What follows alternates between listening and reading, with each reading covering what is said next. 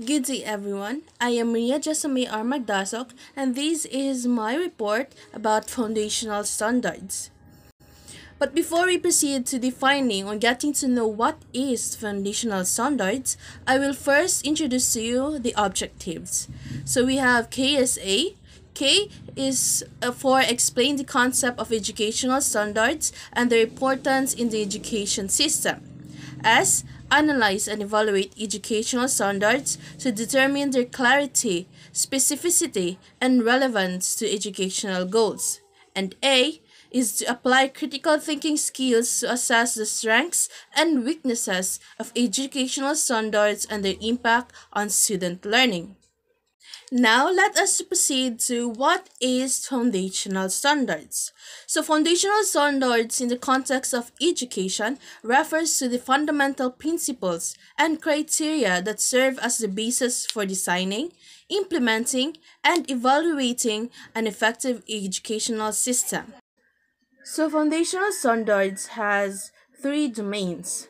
These are analysis, community participation, and coordination. And for each domain, they have each of their own subtopics. For example, for analysis, we have analysis standard 1, which is assessment, standard 2, response strategies, standard 3, monitoring, and standard 4, evaluating. And this goes for community participation and also coordination. Now let us first discuss the first domain, which is analysis, and let us directly proceed to its main subtopics or main sub-standards. The first one, is assessment. So in educational standards and accreditation system, assessment standards often outline expectations and guidelines related to how assessments are designed, administered, and used to measure student performance.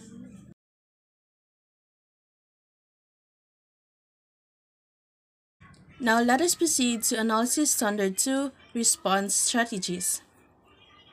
So in educational contexts, response strategies might involve how education and institutions respond to various student needs, challenges, and circumstances. The exact content and criteria of this standard would depend on the context in which it is used. However, in education or organizational settings, response strategies typically refer to a set of actions or approaches taken in response to specific situations or challenges.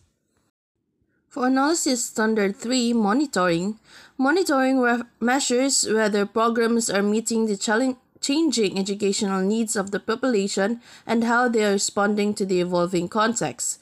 So these are needed for violations of the safety and well-being of learners, teachers, and other educational personnel, and for the state of education infrastructure. For analysis standard 4, we have evaluation. In education, evaluation often focuses on assessing the effectiveness of educational programs, curriculum, teaching methods, and student learning outcomes. Alongside monitoring, evaluation is also key to achieving the goals and objectives of education programs. Now let's proceed to community participation standard 1, which is participation. Community participation often involves including a diverse range of community members in decision-making processes related to community projects, policies, and programs. So these may include gathering input, feedback, and ideas from community members. For community standard 2, resources, community resources include human, intellectual, linguistic, monetary, and material resources existing in the community. The last domain is coordination. For coordination, we only have one substandard. So this is coordination standard 1, coordination.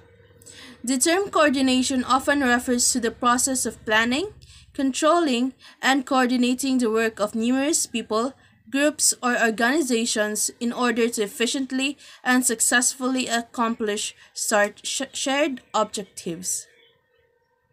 All levels and types of education should be considered in coordination activities, including early childhood development and primary, secondary, non-formal, technical, vocational, higher, and adult education.